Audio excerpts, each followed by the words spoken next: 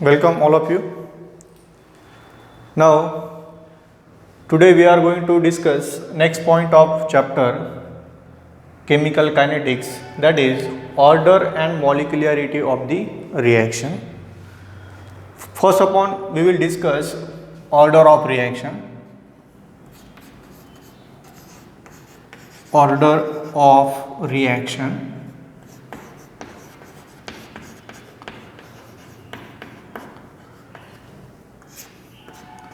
This is a very important topic. Question will be asked for 2 marks. What is order of reaction and molecularity of reaction? Or separately, question will be asked, explain order of reaction or explain molecularity of reaction, or give the distinguish between order and molecularity. So let us see definition of order of reaction. Definition. Order of reaction is defined as or the sum of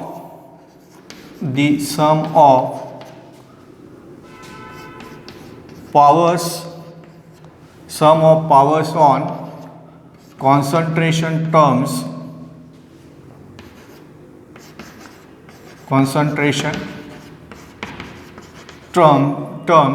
in rate law of reaction.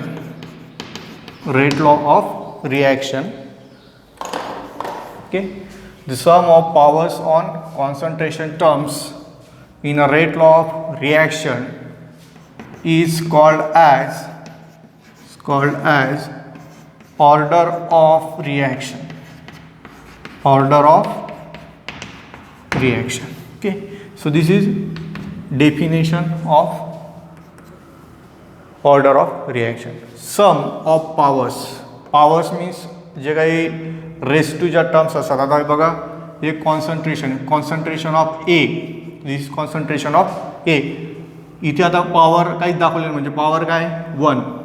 Suppose concentration of A raise to 2, बरोबर. इथे power काय 2, इथे power काय 1. Sum of powers of concentration term. Sum काय बेरीज असणार आहे कशाची? पॉवर्सची. कोणाच्या पॉवर्सची? कॉन्सन्ट्रेशनच्या ज्या टर्म्स असतील. ओके, कॉन्सन्ट्रेशनच्या टर्म्स कुठल्या? जे काही रिॲक्शन असेल, केमिकल रिॲक्शनचं जे रेट लॉ असेल. ओके, रेट लॉ आपण डिस्कस केलेला आहे मागच्या लेक्चरला. रेट लॉचं जे इक्वेशन असेल, रेट लॉच्या इक्वेशनमध्ये ज्या कॉन्सन्ट्रेशनच्या टर्म्स असतील त्या कॉन्सन्ट्रेशनच्या टर्मच्या पॉवरची समेशन म्हणजेच काय असणार आहे? Order of reaction. Okay, so this is very simple definition of order of reaction. Then order is experimentally determined quantity. Okay, it is experimentally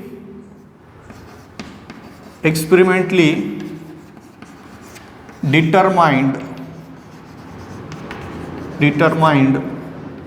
quantity.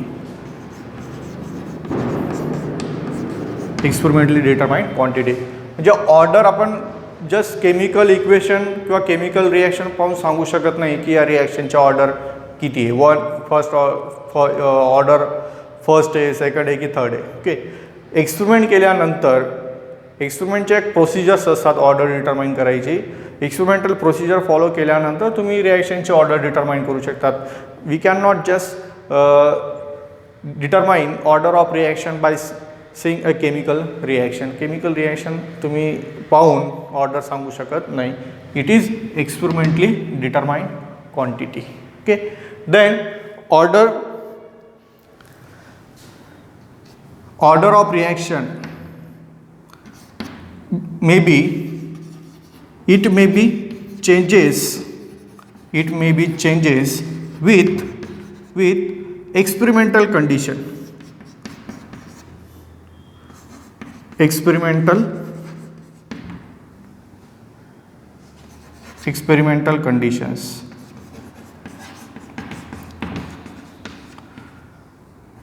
म्हणजे एक्सपेरिमेंटल कंडिशन्स टेम्परेचर प्रेशर्स काय असतील ते जर चेंज झाल्या, एक्सटर्नल कंडिशन जर change झाल्या तर रिॲक्शनचे order change होऊ शकते. It may be changes with experimental condition.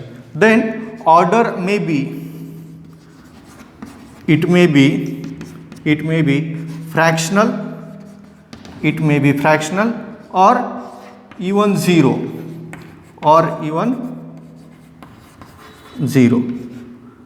Order may be fractional or even zero order 0 पण असू शकते.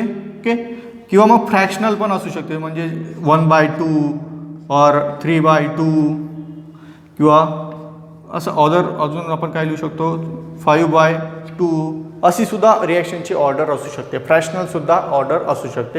या 3 गोष्टी व्यवस्थित लक्षात घ्या. डेफिनेशन तुम्ही लक्षात घेतली.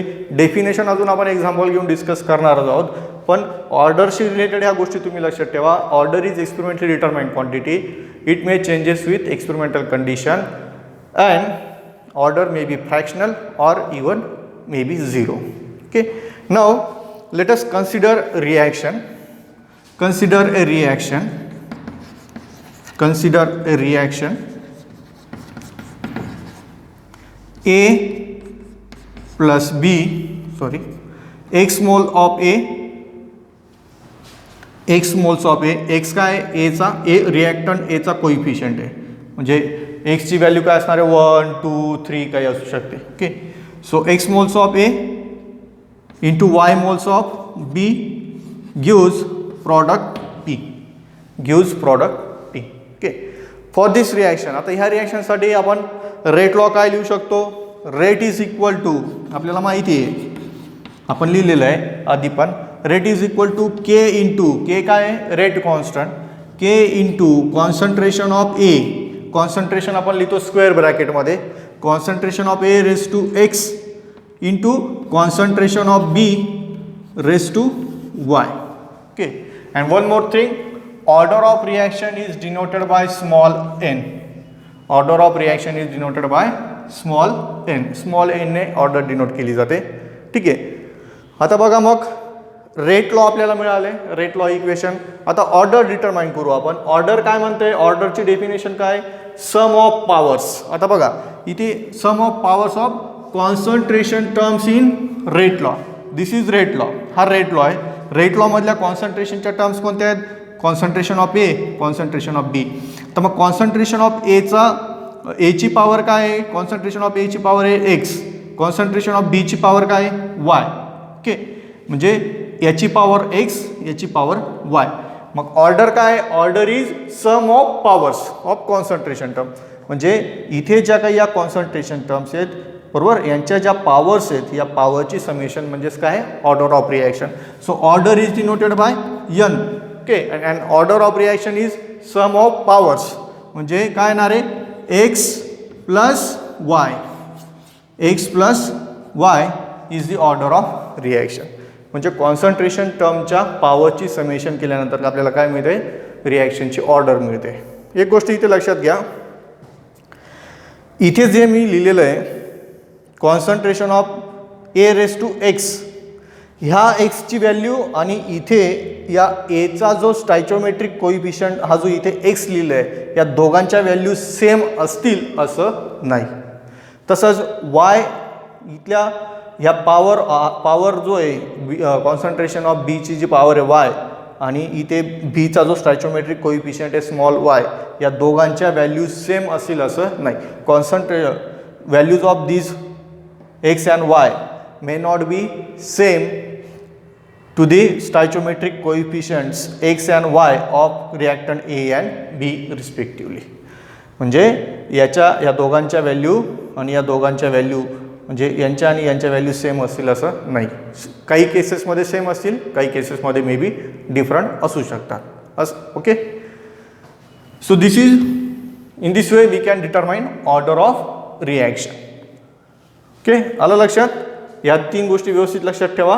ही डेफिनेशन रेट लॉलाच ॲप्लाय केली जाते, कारण रेट लॉ सुद्धा एक्सपेरिमेंटलीच डिटरमाइन केलेला असतो. एक्सपेरिमेंटल प्रोसिजरवरूनच रेट लॉ लिहिलेला असतो आणि त्याच्यावरूनच आपल्याला ऑर्डर डिटरमाइन केली जाते, कारण रेट लॉमध्ये ज्या कॉन्सन्ट्रेशनच्या टर्म्स असतात त्यांच्या पॉवरची समेशन म्हणजेच काय असते, ऑर्डर ऑफ रिॲक्शन असते. आता आपण हे एक्झाम्पल्स बघू. Okay, examples.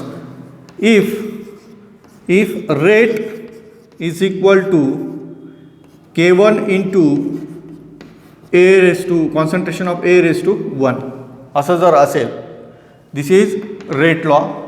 एक एक्झाम्पल घेतलेलं आपण, general example. If rate is equal to K1 into concentration of A raise to 1, in this case n is equal to what, 1, then reaction is first order reaction. Okay, this is first order reaction. Order 1 असेल तर reaction काय असणार आहे, n is equal to 1 असेल तर ती कोणती reaction असणार आहे, फर्स्ट ऑर्डर रिॲक्शन असणार आहे.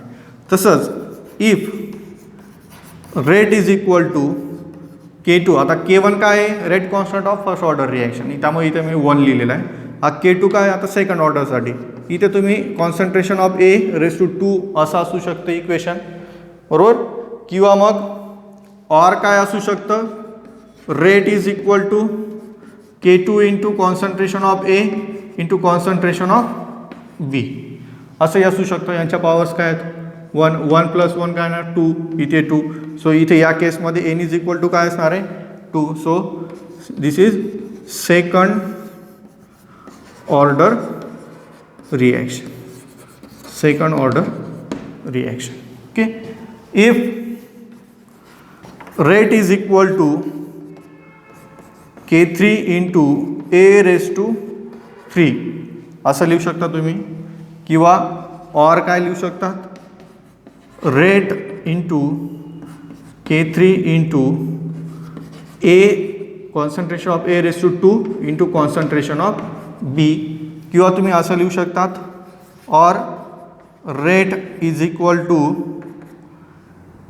K3 into concentration of A into concentration of B raise to 2 असंही तुम्ही लिहू शकतात. किंवा और काय येणार आहे, rate is equal to K3 to concentration of A concentration of B concentration of C असंही लिहू शकता तुम्ही. 3 n is equal to 3, 2 plus 1 3, 2 plus 1 3, 1 1 1 power दिलेली नाही म्हणजे काय असणार आहे, असते 1 असते. 1 plus 1 2, 2 plus 1 3. So in this case n is equal to 3. So this is third order reaction. This is third order reaction. Okay. So this is rate law. From rate law we have determined order of reaction, and these are the examples. If concentration term raised to 1 n is equal to 1, raised to 2 n is equal to 2, 1 plus 1 इथे order असं दिलेलं नाही आहे. Okay. मग काय असतं, 1 असतो. 1 plus 1 काय असणार आहे, 2. इथे 3 आहे, त्यानंतर 2 प्लस 1 3, 2 प्लस 1 म्हणजे केसेस असे असू शकतात, कोणतीही केस असू शकते. किंवा सिम्पल 3 रिॲक्टंट असतील, तिघांचे कॉन्सन्ट्रेशनसुद्धा असू शकतात. त्या केसमध्ये ऑर्डर असणार आहे 3, that is third order reaction. Okay. आता आपण काही एक्झाम्पल्स बघू. जे तुम्हाला मी सांगितलं आहे काय, ऑर्डर मे बी फ्रॅक्शन और मे बी 0. मग त्याचे एक्झाम्पल्स कोणते आहेत ते पाहू आपण. 0 ऑर्डर असलेले examples.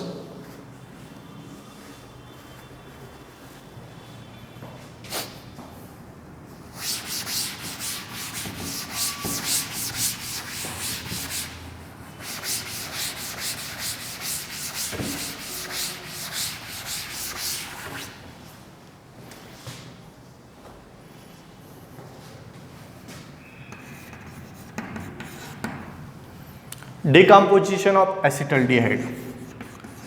Decomposition of acetaldehyde. So this is acetaldehyde in gaseous form undergoes decomposition. त्याचं डिकम्पोजिशन झालेलं आहे. Okay, after decomposition we get methane gas plus carbon monoxide gas. So rate of this reaction is equal to K into concentration of acetaldehyde CH3CHO raised to 3/2. Means in this case N is equal to what? 3/2. That is N is equal to 1.5. So this is example of fractional order. Order काय या रिएक्शनची? Fractional आहे, 3/2. Okay, म्हणजे हे एक example झालं fractional ऑर्डरचं. ॲसिटल्डिहाइडचं decomposition झाल्यानंतर मिथेन आणि कार्बन मोनॉक्साईड गॅस मिळत आहेत. ओके, सो मग ह्या रिएक्शनचा रेट काय? Rate is equal to K into concentration of acetaldehyde raise to 3/2. So order is 3/2, that is 1.5. Okay, means असं. आता बघा इथे काय स्टायचियोमेट्रिक कोइफिशियंट काय? 1. पण इथे 1 लिहिला आहे का मी? नाही. ओके, इथे 1 लिहिलेला नाही, इथे काय आलेलं आहे? 1.5. ओके, म्हणजे हे काय केलेलं आहे? एक्सपेरिमेंट करून मग हा रेट लॉ लिहिलेला आहे. लक्षात, एक्सपेरिमेंट केल्यानंतर रेट लॉ लिहिलेला आहे आणि त्याच्यावरून मग ऑर्डर डिटरमाइन केलेली. So order is experimentally determine quantity. Theoretical इक्वेशनवरून तुम्ही डायरेक्ट ऑर्डर डिटरमाइन करू शकत नाही. किंवा इथे जो स्टायचियोमेट्रिक कोइफिशियंट आहे तो इथेच या कॉन्सन्ट्रेशनच्या पॉवरची जी टर्म असेल, म्हणजे कॉन्सन्ट्रेशनची पॉवर आणि हा स्टायचियोमेट्रिक कोइफिशियंट हे दोन्ही सेम असतीलच असं नाही आहे. ठीक आहे, सेकंड एक्झाम्पल आहे आपलं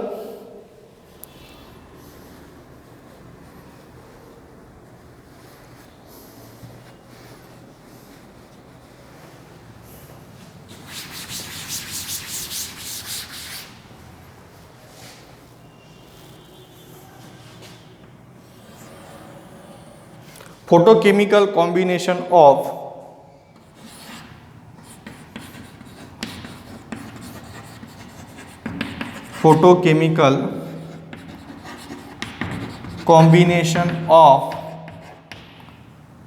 H2 gas and Cl2 gas, hydrogen chloride gas and Cl2 gas has order 0. आता हे जे कॉम्बिनेशन आहे H2 आणि Cl2 त्याच्यापासून मिळतं HCl गॅस. मी रिॲक्शन लिहित नाही, त्याच्यासाठी रेट लिहितो फक्त. Rate is equal to K into concentration of H2 raise to 0, concentration of Cl2 raise to power 0. Power 0 असेल तर इज इक्वल टू काय असणार आहे मग? K into 1. Okay, so rate is equal to काय येईल मग या केसमध्ये? Rate is equal to K. So N is equal to काय मग इथे? 0 + 0 काय असणार आहे? 0. So this is zero order reaction.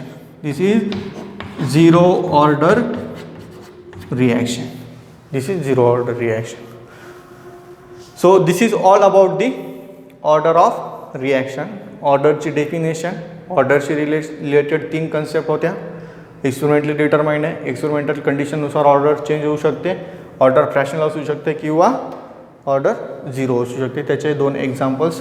आणि त्यानंतर हे अशा पद्धतीने तुम्हाला फर्स्ट ऑर्डरसाठी असं इक्वेशन मिळू शकतं, सेकंड ऑर्डरसाठी असं असू शकतं, किंवा सेम रिॲक्टंट असू शकतात किंवा 2 डिफरंट रिॲक्टंट असू शकतात.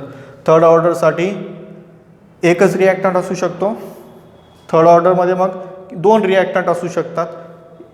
एकाच रिॲक्शनचा रेट एका कॉन्सन्ट्रेशनच्या रेज टू पॉवर 2 असेल आणि एका रिॲक्टंटच्या कॉन्सन्ट्रेशनच्या रेज टू पॉवर 1 असेल. किंवा मग रिॲक्शनचा रेट ते जे 3 रिॲक्टंट असू शकतात, 3 डिफरंट रिॲक्टंट असू शकतात. प्रत्येक रिॲक्टंटच्या कॉन्सन्ट्रेशनच्या पॉवर रेज टू 1ला तो रेट डिपेंड असणार आहे. अशा पद्धतीने या वेगवेगळ्या केसेस इथे आपण पाहिलेल्या आहेत. आता आपण डिस्कस करणार आहेत मॉलिक्युलॅरिटी ऑफ दी रिॲक्शन. त्यानंतर बघा एक सांगायचं इथे फ्रॅक्शनल ऑर्डर आणि झिरो ऑर्डर. फ्रॅक्शनल ऑर्डर आणि झिरो ऑर्डरच्या केसेस तुम्हाला जनरली केव्हा पाहायला मिळतील? ज्या वेळेस रिॲक्शन प्रोसीड होईल त्या रिॲक्शनमध्ये जे इंटरमिडिएट्स असणार आहेत,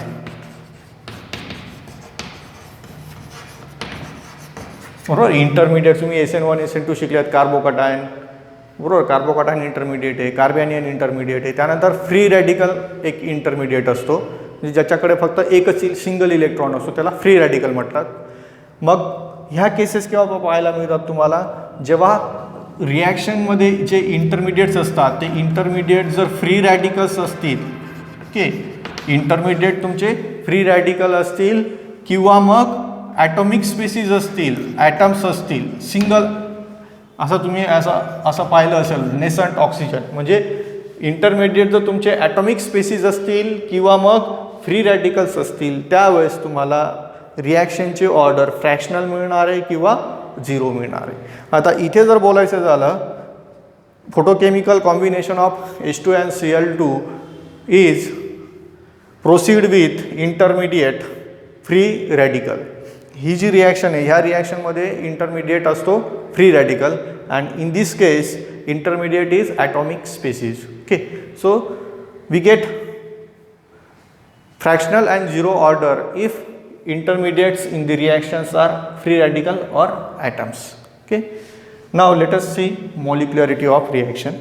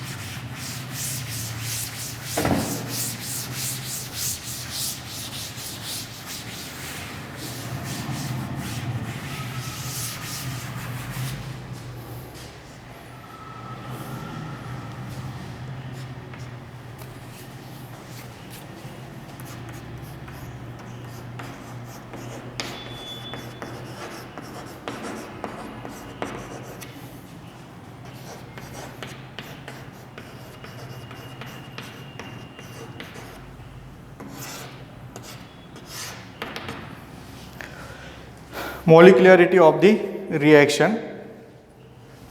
It is defined as the number of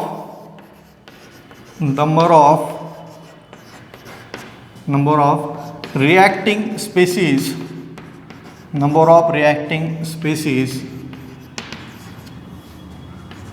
which collide simultaneously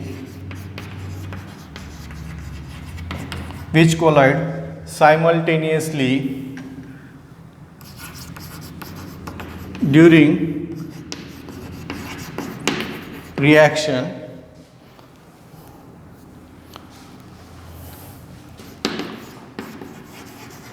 is called as molecularity of reaction.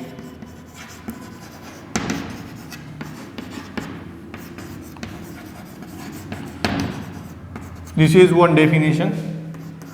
Okay, and or definition is the total number of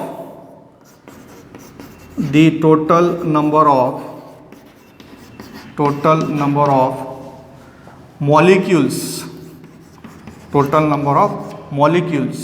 or atoms or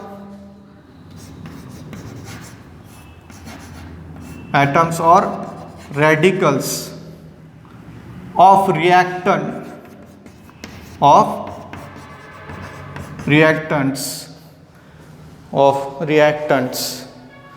which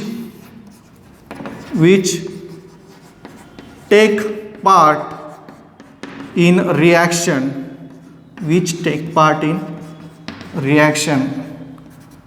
is called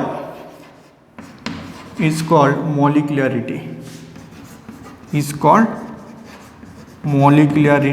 Of reaction. It's called molecularity of reaction. So these are the two definitions. You can write any one. Okay. So total number of molecules और molecules किंवा त्याला atoms असतील किंवा मग और radicals असतील, ब्रॅकेटमध्ये लिहिलेलं आहे मी. एखाद्या रिॲक्शनमध्ये मॉलिक्युल्स असतील, एखाद्या रिॲक्शनमध्ये ॲटम्स असतील, एखाद्या केमिकल रिॲक्शनमध्ये मे बी रॅडिकल्स प्रेझेंट्स असतील. So total number of molecules of reactant which take part in reaction is called as molecularity of reaction. Other definition काय? The number of reacting species which collide simultaneously during chemical reaction.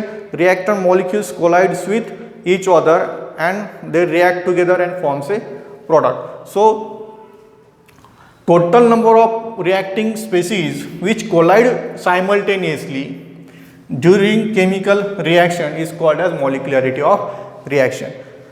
Means जी काय जेव्हा chemical reaction होणार आहे, okay, जेव्हा chemical reaction होणार आहे त्या chemical रिॲक्शनमध्ये जेवढेही रिॲक्टिंग स्पेसीज असतील, जेवढेही रिॲक्टर रिॲक्ट होत असतील, त्यांचा जो टोटल नंबर असेल that total number is called as molecularity of reaction. म्हणजे सोबत एखाद्या रिॲक्शनमध्ये 2 रिॲक्टन एकमेकासोबत रिॲक्ट होत असतील तर मॉलिक्युलॅरिटी 2 असेल, 3 असेल तर मॉलिक्युलॅरिटी 3 असणार आहे. ओके, सो मॉलिक्युलॅरिटीबद्दल एक आपण लिहू शकतो, it can never be zero. It can never be zero. Molecularity ही कधीही झिरो असू शकत नाही. म्हणजे याचा अर्थ काय? झिरो म्हणजे काय? एकही मॉलिक्यूल रिॲक्शनमध्ये असणार नाही आहे आणि एकही मॉलिक्यूल रिॲक्शनमध्ये नसेल तर रिॲक्शनच होणार नाही आहे. ठीक आहे, त्याच्यामुळे मॉलिक्युलॅरिटी कधीच झिरो असू शकत नाही. ॲटलिस्ट एक मॉलिक्यूल तरी असायला पाहिजे, तेव्हा एक मॉलिक्यूल अजून वेगवेगळ्या मॉलिक्यूलसोबत रिॲक्ट होईल आणि कोलाइड होईल आणि प्रॉडक्ट फॉर्म होईल. ओके, म्हणजे एका सबस्टन्सचे मॉलिक्यूल्स तरी असले पाहिजेत. So molecularity can never be zero. Molecularity कधीच झिरो असू शकत नाही. It has integral value. It has integral value that is 1, 2, 3 so on. म्हणजे मॉलिक्युलॅरिटीची व्हॅल्यू असेल ती फ्रॅक्शनल असू शकत नाही. म्हणजे 1.5, ओके, 2.5, 0.5 अशी मॉलिक्युलॅरिटीची व्हॅल्यू असू शकत नाही. मॉलिक्युलॅरिटीची व्हॅल्यू काय असणार आहे? Value of molecularity is always integral. म्हणजे 1, 2, 3 अशी व्हॅल्यू असणार आहे मॉलिक्युलॅरिटीची. Okay, so this to remember this 2 points. It can never be zero and it has always integral value. Okay, and molecularity एक ओव्हरऑल कन्सेप्ट काय आहे? रिॲक्शनमध्ये जेवढे मॉलिक्यूल टेक पार्ट म्हणजे जेवढे मॉलिक्यूल इन्व्हॉल्व होणार आहेत, जेवढे मॉलिक्यूल एकमेकासोबत कोलाइड होणार आहेत त्यांचा टोटल नंबर म्हणजे काय असणार आहे? रिॲक्शनची मॉलिक्युलॅरिटी असणार आहे. ओके, सपोज इफ पहिली केस घेतली, if only one species involve in reaction, if only one species involves in reaction, फक्त एकच स्पेसीज असेल रिॲक्शनमध्ये, देन मॉलिक्युलॅरिटी इज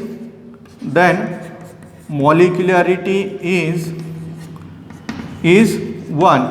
मॉलिक्युलॅरिटी काय असणार आहे? 1 असणार आहे. सच रिॲक्शन्स आर कॉल्ड. त्या रिॲक्शन्सला काय म्हणणार मग तुम्ही? युनिमॉलिक्युलर रिॲक्शन.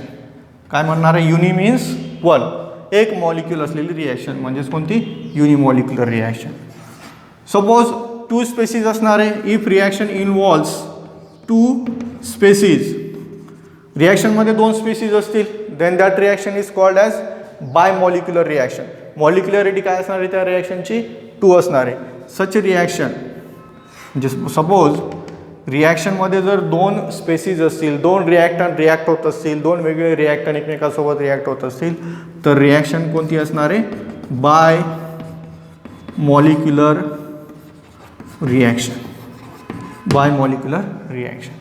जर सपोज रिॲक्शनमध्ये 3 स्पेसीज असतील,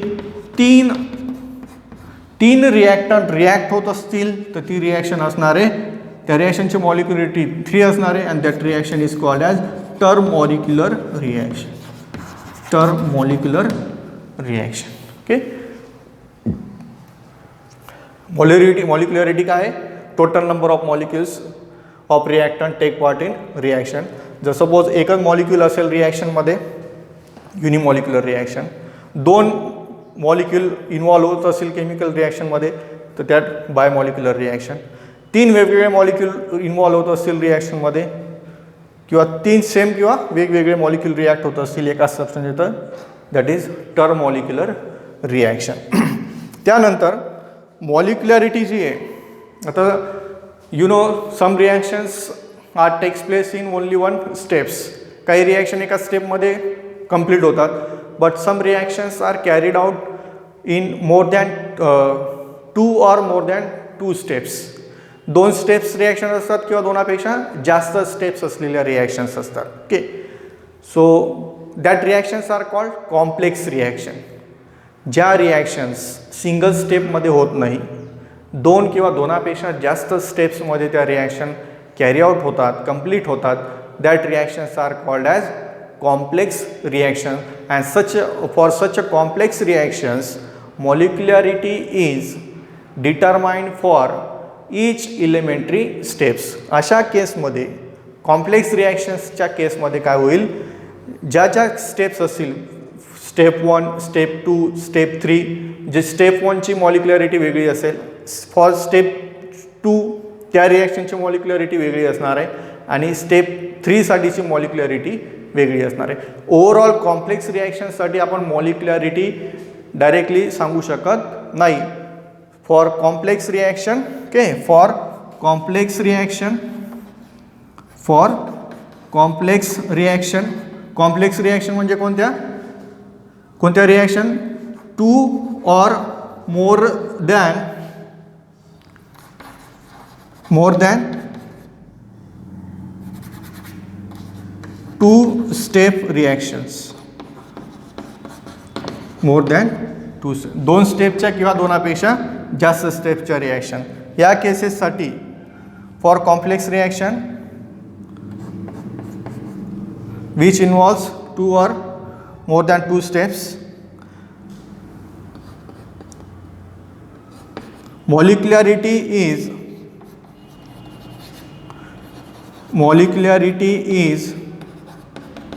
given for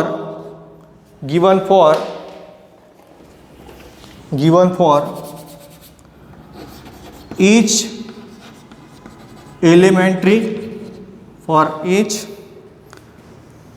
elementary step, for each elementary म्हणजे for each single step. प्रत्येक सिंगल स्टेपसाठी 2 स्टेपची असेल तर पहिल्या स्टेपसाठी मॉलिक्युलॅरिटी वेगळी, सेकंड स्टेपसाठी मॉलिक्युलॅरिटी वेगळी. 3 स्टेप रिॲक्शन असेल, फर्स्ट स्टेपची मॉलिक्युलॅरिटी वेगळी, सेकंड स्टेपची मॉलिक्युलॅरिटी वेगळी, थर्ड स्टेपची मॉलिक्युलॅरिटी वेगळी. So for complex reaction molecularity is given for each elementary step of that particular chemical reaction. Okay, so this is about the molecularity of reaction. Remember definition of molecularity. Molecularity can never be 0. It is always integral value, that is 1, 2, 3. Okay, if 1 molecule involved, unimolecular, 2 molecules involved, bimolecular, 3 species involved, termomolecular. And for complex reaction means if reaction consists of 2 or more than 2 steps, then molecularity is given for each elementary step. Okay, so this is about the molecularity of the reaction. So let us see distinguish between order and molecularity.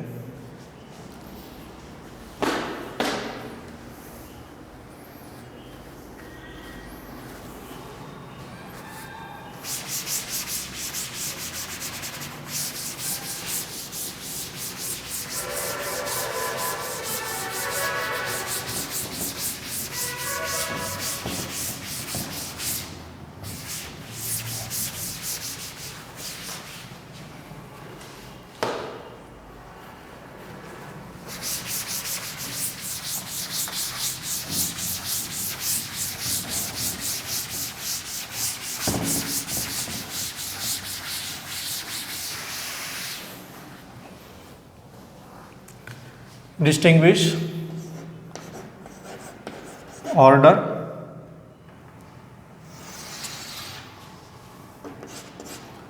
molecularity.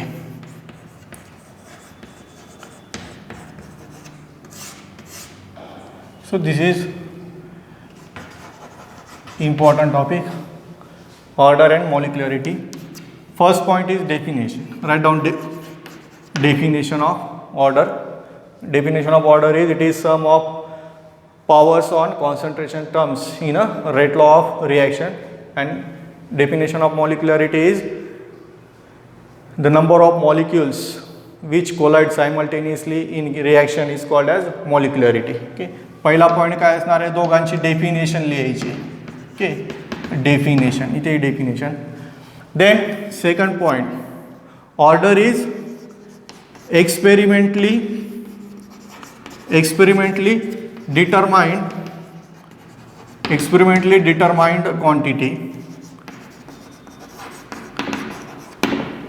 determined quantity, or we can say experimentally determined value. It is experimentally determined value. This is theoretical value. This is theoretical value. Second point, order may be fractional. Order may be fractional value. Order may be, it may be fractional value.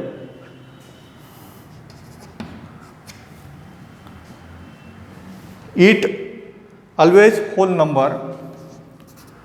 It always whole number or integral number. Whole number or integral number. जे 1, 2, 3 इथे fractional असू शकते, 1.5, 2.5. Then order can be 0. Order 0 पण असू शकते. Can never be 0. At least one molecule तरी reaction proceed होण्यासाठी essential आहे. Okay, so it is experimental value, then it is theoretical value. Order can be fractional value. It is always whole number. It can be 0. It can never be 0. Then number 5, it changes with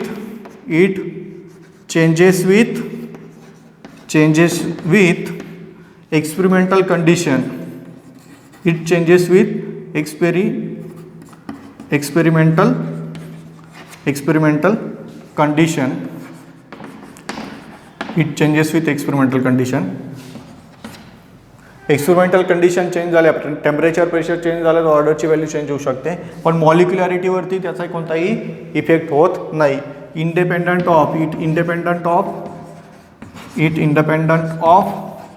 external conditions.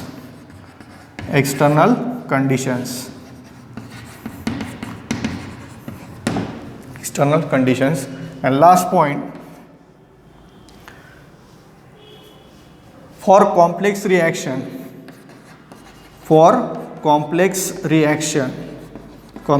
मी तुम्हाला सांगितलं ज्या reaction 2 किंवा दोनापेक्षा जास्त स्टेप्समध्ये होत असेल त्यासाठी. For complex reaction order is given bye slowest step. तुम्ही SN1 SN2 पाहिलं असेल, बरोबर. आता SN2 तर 1 स्टेप असते, पण SN1 कशी असते, SN1 2 स्टेपमध्ये होते. सुरुवातीला काय होतं, लिव्हिंग ग्रुप लिव्ह होतो आणि काय फॉर्म होतो, कार्बोकटायन, बरोबर. आणि सेकंड स्टेप काय असतं, कार्बोकटायनवरती न्यूक्लियोफाईलचा अटॅक होतो, बरोबर. मग attack of nucleophile is fast step. पहिलीची स्टेप असते detachment of leaving group.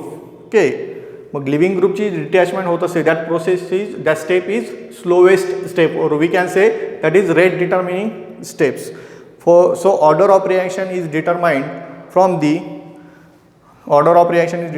The slowest step. त्या स्लोवेस्ट स्टेपमध्ये किती रिॲक्टंट इन्व्हॉल्व आहेत त्याच्यावरून रिॲक्शनची ऑर्डर डिटरमाइन केली जाते.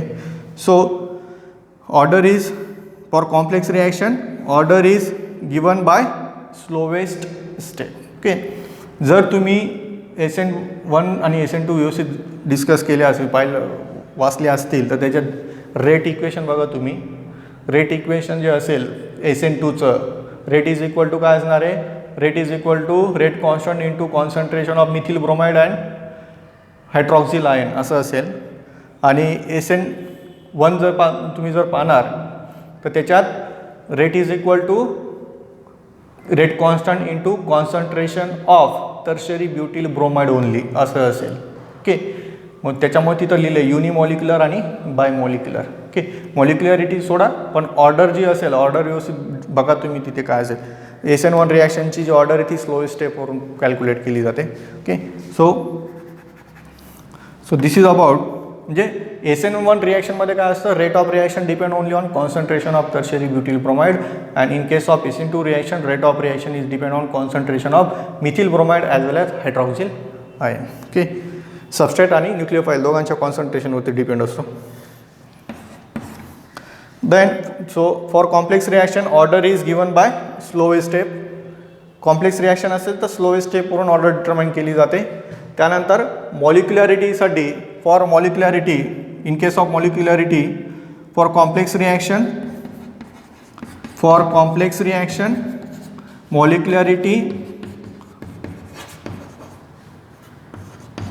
molecularity is given for each elementary step. प्रत्येक सिंगल स्टेपसाठी मॉलिक्युलॅरिटीची व्हॅल्यू लिहिली जाते. Okay, so this is about the distinguish of order and molecularity. पहिल्या पॉईंटमध्ये डेफिनेशन असणार आहे. सेकंड पॉईंटमध्ये एक्सपेरिमेंटल डिटरमाइन व्हॅल्यू ऑर्डर, ती थेरॉटिकली डिटरमाइन केली जाते. केमिकल इक्वेशन पाहून तुम्ही मॉलिक्युलॅरिटी लिहू शकतात. ऑर्डर फ्रॅक्शनल असते, फ्रॅक्शनल व्हॅल्यू असते, फ्रॅक्शनल व्हॅल्यू असू शकते, पण मॉलिक्युलॅरिटी ही ऑलवेज होल नंबर किंवा इंटिग्रल व्हॅल्यू असते. इट कॅन बी 0, ऑर्डर 0 असू शकते, पण मॉलिक्युलॅरिटी कधीच 0 असू शकत नाही. ही एक्सपेरिमेंटल कंडिशन चेंज झाल्यावर चेंज होते. It is independent of external condition. External condition change कितीही चेंज होत, केमिकल इक्वेशन काही चेंज होणार नाही आहे, त्यामुळे मॉलिक्युलॅरिटीची व्हॅल्यू चेंज होणार नाही. कॉम्प्लेक्स रिॲक्शनच्या केसमध्ये order is determine from slowest step. Slow स्टेपवरून ऑर्डर डिटरमाइन केली जाते.